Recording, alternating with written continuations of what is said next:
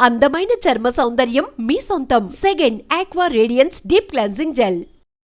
కాదు, ఇప్పుడు నేను ఇచ్చిన ఇంట్రడక్షన్ లాగే ఒక మనిషి ఇక్కడ స్టార్ట్ అయ్యి ఇక్కడ దాకా వెళ్ళడం గొప్ప ఫేస్ కదా. అక్కడి నుంచి ఇక్కడికి పడ్డం చాలా రఫ్ ఫేస్. మళ్ళీ ఇక్కడి నుంచి ఇక్కడికి వెళ్ళాలి. ఎలా జరిగింది ఈ ప్రాసెస్? అంటే 0 to everything, everything to మళ్ళీ 0, మళ్ళీ 0 to everything. ఎలా ఉంటుంది ఫేస్ అసలు? సో అది చాలా డిఫరెంట్ గానే ఉంటది. ఎక్స్పీరియన్స్ చేసిన వాళ్ళు ఎక్కువ రిలేట్ చేసుకోగలుగుతారు. Correct. First of all thanks for the introduction. చాలా బాగా అనిపించింది.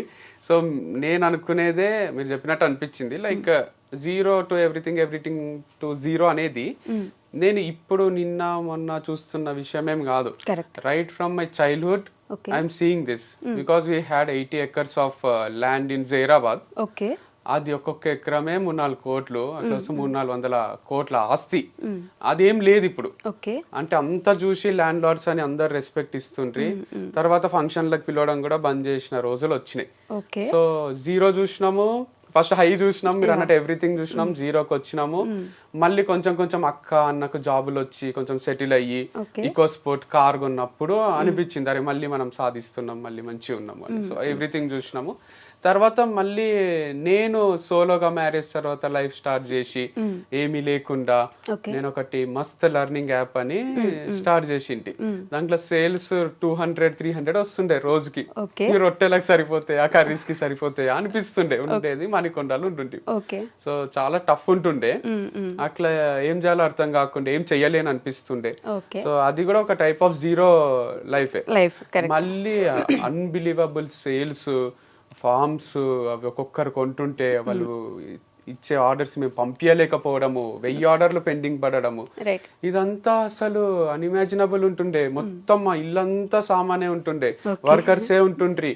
నేనే ఒక దగ్గర జాబ్ చేసిన 10,000కు 5,000కు అన్ని చేసి చేసి చేసే తర్వాత నేను టీచింగ్ లో కొంచెం సంపాదించడం స్టార్ట్ చేసిన. కానీ అట్లా నేనే జాబ్ చేసే పర్సన్ ని ఇంకేం లైఫ్ చూడలేదు.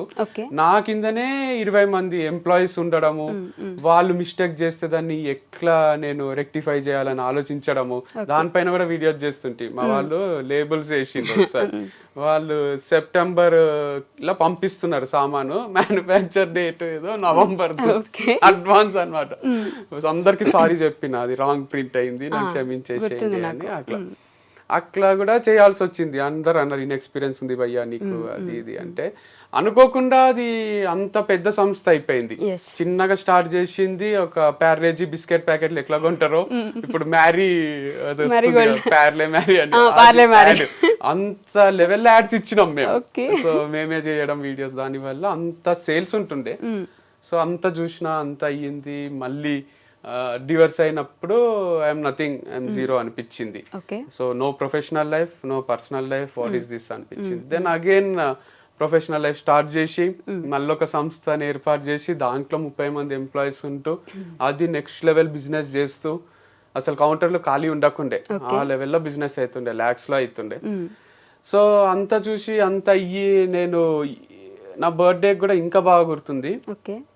నా May 31st నా బర్త్డే. అప్పుడు నేను కూర్గులు ఉన్నా, ఎంత అంటే అంత ఖర్చు పెట్టే స్టేజ్లో ఉన్నా, మంచి రిసార్ట్ తీసుకొని. మా అన్న బర్త్డే April 21st, ఒక 1 month ముందే. అప్పుడు నేను పాండిచ్చేరిలో ఉన్నా. అప్పుడు కూడా ఫ్రెండ్స్ తోని అసలు ఒక షాప్ కి పోయి ఇది కొనొచ్చా కొనరాదా, ఈ రూమ్ తీసుకోవచ్చా తీసుకోరాదా అని ఆలోచన లేదు. ఎంత అంటే అంత ఖర్చు పెట్టే స్టేజ్ అప్పుడు కూడా. సో ఈసారి మా అన్న బర్త్డేకి ఇంట్లోనే ఉన్నా, టీవీ చూసుకుంటా, క్రికెట్ చూసుకుంటా. ఒక 1000 రూపాయలు కూడా ఖర్చు కాలేదు. లాస్ట్ కేక్ కూడా మా వంతో కట్ చేపియలే, నేను బయట బిజీ ఉన్నాడు. సో అట్లా అయిపోయింది. నా బర్త్డే వస్తుంది, ఇప్పుడు కూడా అసలు ఏం ప్లాన్స్ లేవు, ఎటు పోయేది లేదు. కూర్గో, పాండిచ్చేరినో, గోవానో పోయేంత సినిమా కూడా లేదు. అంటే మారిపోయింది చాలా. బట్ దేవుడిచ్చిన గిఫ్ట్ ఏంటంటే పని ఇస్తున్నాడు, అదొక్కటి మస్తు హ్యాపీగా ఉన్నా. అంటే మన ఖర్చులకు తగ్గట్టు కొంచెం డే అన్న గడిచేటట్టు పని అవుతుంది. సో మీరు అన్నట్టు 0 చూసి ఎవ్రీథింగ్ చూసి, 0 చూసి ఎవ్రీథింగ్ చూసి, మళ్ళీ ఇప్పుడు 0 చూసి ప్రమోషన్ స్టార్ట్ చేసి సంథింగ్ అయితే చూస్తున్నాయి. ఎవ్రీథింగ్ ఎప్పుడు చూస్తున్నావు, but this is something is happening. But there are so many factors. Like నేను అనుకున్నది దైవం దలిచింది వేరు ఉంటది అంటారు కదా. నేను అనుకున్నది ఒకటి ఉంటుంది, పెళ్ళి అయిపోయింది, ఇక నెక్స్ట్ ఏముంటది, ఇక మంచి లైఫ్ ఉంటది కదా, పిల్లలు స్కూల్ వేయాలి, ఇట్లాంటివి ఉంటాయి కదా ఎక్స్పెక్టేషన్స్. అదేం జరగలే. రైట్. తర్వాత కంపెనీ స్టార్ట్ చేసి మొత్తం తెలుగు స్టేట్స్ లోనే ఇట్లా చెయ్యాలి వైఫ్ అండ్ హస్బెండ్ అంటే, లేదా వంశ ఒక్కరు చేస్తున్నా ఒక్కరైనా ఇట్లా చెయ్యాలి అనే స్టేజ్ నుంచి మళ్ళీ ఏం లేకుండా అయిపోయింది. ఓకే. సో మళ్ళీ ఇప్పుడు ప్రమోషన్స్ అని ఇది చేస్తున్నా. But life has taught me so many things, like people ఎట్లుంటారు, ఎవరు మంచోళ్ళు ఎవరు చెడ్డోళ్ళు. ఫస్ట్ డే మంచోళ్ళలాగా అనిపించిన వాళ్ళు తర్వాత మనకు వాళ్ళు మంచోళ్ళు కాదు అని అనిపించవచ్చు.